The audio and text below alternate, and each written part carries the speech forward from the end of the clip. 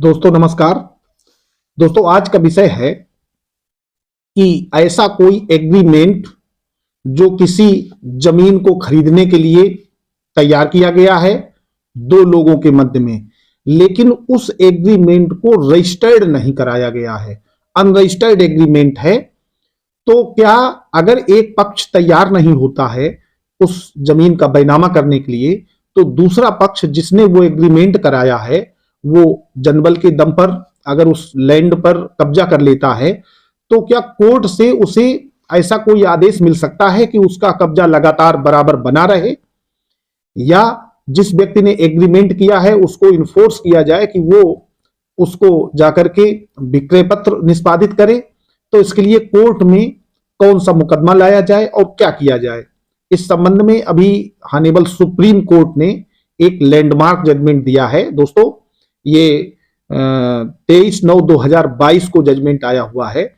बहुत ही अच्छा गजब का जजमेंट है अनरजिस्टर्ड एग्रीमेंट पर। दोस्तों इसकी चर्चा करते हैं। दोस्तों अक्सर हमने देखा है कि गरीब लोगों से या जो इस तरीके के जरूरतमंद लोग हैं उनकी बड़ी कोई प्रॉपर्टी होती है, तो उसको जो भी व्यक्ति लेना चाहता है वो एक एग्रीमेंट कराता है और उस एग्रीमेंट को कराने में थोड़ा बहुत अमाउंट दे दिया जाता है और उस अमाउंट को देने के बाद साधारण स्टाम्प पेपर पर 1500-100 रुपए के स्टैम्प पेपर पर पूरी घटना लिख ली जाती है कि इतना रुपया देना है, इतना रुपया बकाया है, इतना रुपया दे दिया है, ये कृषि भूमि संख्या है या मकान है या सो एंड सो जो भी प्रॉपर्टी है, इसको इतना पैसा दे करके बैनामा करा लेंगे। टाइम भी नहीं खोलते या टाइम भी खोल दिया तो उसको रख लेते हैं, दोनों लोग हस्ताक्षर कर लेते हैं और फोटो लग जाती है। उसमें हो सकता है 2 गवाह भी लिख दिए जाएं, लेकिन उस एग्रीमेंट को रजिस्ट्रार ऑफिस में जाकर के उसको रजिस्टर्ड नहीं कराते हैं। तो ऐसी कंडीशन में क्या उस रजिस्टर्ड एग्रीमेंट को जो रजिस्टर्ड नहीं है उस एग्रीमेंट को कोर्ट द्वारा इन्फोर्स कराया जा सकता है? दोस्तों इसी तरीके का सेम एक मुकदमा एक डिस्ट्रिक्ट कोर्ट में दाखिल होता है 1997 में, और जो एग्रीमेंट था वो 1996 का था। दोस्तों केस का नाम था बलराम वर्सेस केलो देवी। ये सिविल अपील 6733 ऑफ 2022 थी हानेबल सुप्रीम कोर्ट में, और ये जब लोअर कोर्ट में दाखिल हुआ है तो इसका नंबर था 696 ऑफ 1997। इसमें दोस्तों जो एग्रीमेंट टू सेल था 23/3/1996 का था, लेकिन अनरजिस्टर्ड था। अब दोस्तों क्या होता है, इसमें बड़ा खेल हो जाता है।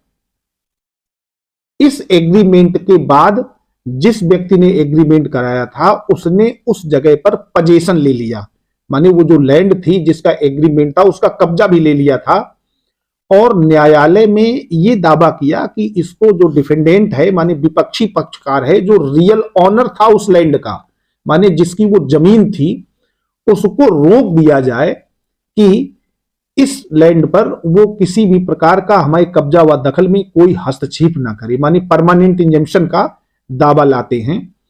अपोजिट पार्टी भी अपीयर होती है और उसमें वो काउंटर क्लेम ले आते हैं। दोस्तों काउंटर क्लेम के बारे में मैंने पिछले वीडियोस में बताया है।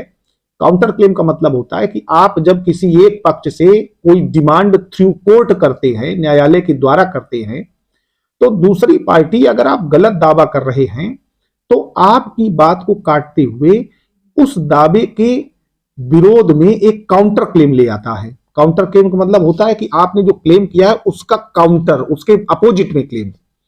तो इस मुकदमे में होता यह है कि दावा आता है परमानेंट इंजंक्शन का कि इनको रोक दिया जाए, हमारे कब्जे में कोई दखल उत्पन्न ना करें, और उसके रियल ऑनर द्वारा उसी मुकदमे में काउंटर क्लेम दाखिल होता है कि इनसे हमें कब्जा दिला दिया जाए, क्योंकि इनका जो ये एग्रीमेंट है ये कोर्ट द्वारा इन्फोर्सेबल नहीं है और शून्यम निष्प्रभावी है, इसलिए चूंकि रजिस्टर्ड नहीं है।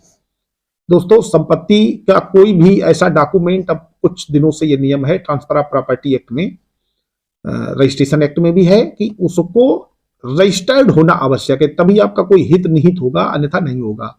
जुबानी जमा खर्च से, इशारों से या किसी पेपर में, स्टाम्प पेपर में लिख देने से आपको जमीन नहीं मिल जाएगी, विक्रय नहीं माना जाएगा। बाकी वसीयत असीयत के अलग प्रोविजन है, उस पर कभी और दिन चर्चा करेंगे।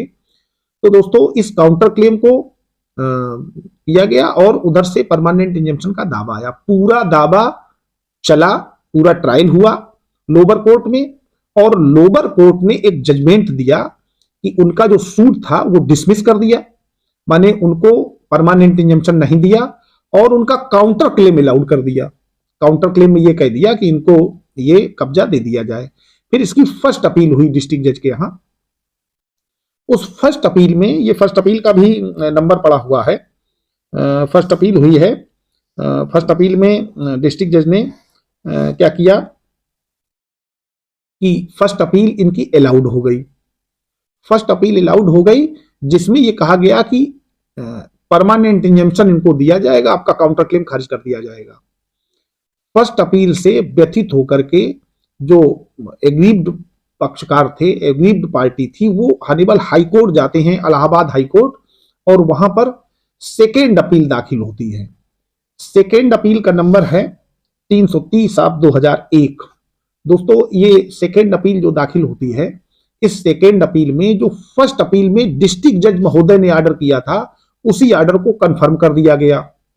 उसका ये कंफर्म किया गया कि इनको, चूंकि इनका वहां पोजीशन है और पोजीशन के आधार पर इनको परमानेंट इंजंक्शन दे दिया जाए। लेकिन ये नहीं देखा गया कि जो पोजीशन है वो एज ए ट्रेसपासर है, माने अवैध कब्जा है, वैध कब्जा नहीं कहा जा सकता। दोस्तों इसके बाद जब हनीबल हाई कोर्ट ने भी जजमेंट कर दिया है, हनीबल हाई कोर्ट का जजमेंट लेकर के फिर पार्टी जो एग्रीव्ड थी वो हनीबल सुप्रीम कोर्ट जाती है, और सुप्रीम कोर्ट क्या देखता है कि इन लोगों में डिस्प्यूट है, एक एग्रीमेंट टू सेल तैयार किया गया है जो अनरजिस्टर्ड है, उसमें कुछ धन का भी लेन देन हुआ है। केवल अनरजिस्टर्ड एग्रीमेंट होने से आपके उस भूमि पर कोई अधिकार नहीं बनते हैं, फिर भी आप परमानेंट इंजंक्शन का दावा लाए। आप अगर स्पेसिफिक परफॉर्मेंस का दावा लाते, माने संविदा का विनिर्दिष्ट पालन, तब भी कुछ बात थी। यद्यपि अनरजिस्टर्ड एग्रीमेंट जो है उसको इन्फोर्स नहीं कराया जा सकता, वो एक एविडेंस हो सकता है कि हमारा इनसे कोई ट्रांजैक्शन हुआ था। तो दोस्तों हनीबल सुप्रीम कोर्ट ने 3 इसमें व्यू दिए हैं, लॉ पॉइंट दिए हैं, उनकी मैं चर्चा कर लेता हूं। पहला लॉ पॉइंट है कि a court of law shall not grant perpetual injunction in favour of the plaintiff against the right owner if he is a mere trespasser. अगर कोई व्यक्ति रियल ऑनर की प्रॉपर्टी में ट्रेसपासर है तो उसके पक्ष में कभी भी कोई निषेधाज्ञा आदेश नहीं जारी किया जा सकता। ये पहला इनका पॉइंट है, हनीबल सुप्रीम कोर्ट का व्यू है। दूसरा, काउंटर क्लेम इंटरटेन्ड, माने अगर काउंटर क्लेम दिया गया है परमानेंट इंजंक्शन के दावे में तो वो इंटरटेन हो जाएगा। क्यों?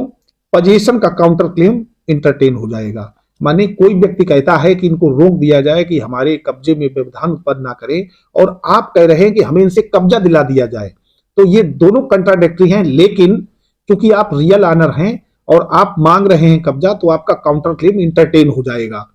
तीसरा एक है कि अनरजिस्टर्ड एग्रीमेंट यदि स्पेसिफिक परफॉर्मेंस के लिए या उसको पूरा करने के लिए मांगा जा रहा है, तो उसको पूरा तो नहीं किया जाएगा, लेकिन उसको साक्ष्य के रूप में पढ़ लिया जाएगा, माने वो एविडेंस होगा।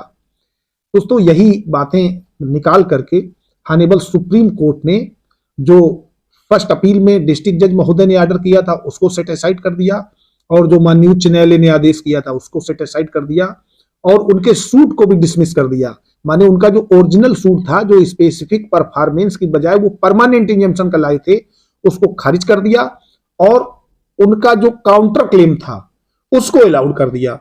माने उनको कब्जा दे दिया जाए, उनको, माने जिस व्यक्ति ने एग्रीमेंट किया था दूसरे के पक्ष में, लेकिन वो अनरजिस्टर्ड था।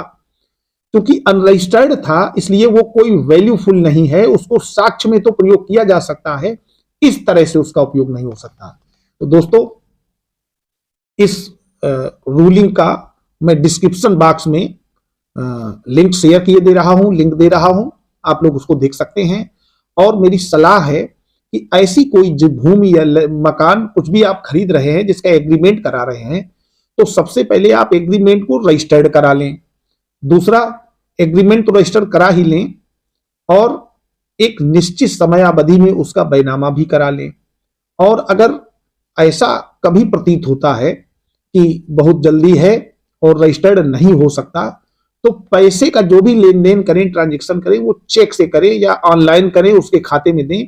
कहीं ऐसा ना हो कि बाद में वो सीधे सीधे इसी बात पे मामला आ जाए कि जो ट्रांजेक्शन है वही फॉल्स है या गलत है। तो दोस्तों, गलत तरीके से कोई व्यक्ति अगर कहीं कब्जा कर लेगा या ट्रेसपासिंग करेगा, ट्रेसपासर बनेगा, तो उसको कोई कोर्ट से बेनिफिट नहीं मिल पाएगा। और अगर क्लेवर ड्राफ्टिंग के अंतर्गत माने चालाकी पूर्वक कुछ ऐसी बात लिख दी जाए जिससे आपको बेनिफिट मिल जाए, तो कोर्ट में जल्दी बेनिफिट मिलता नहीं है।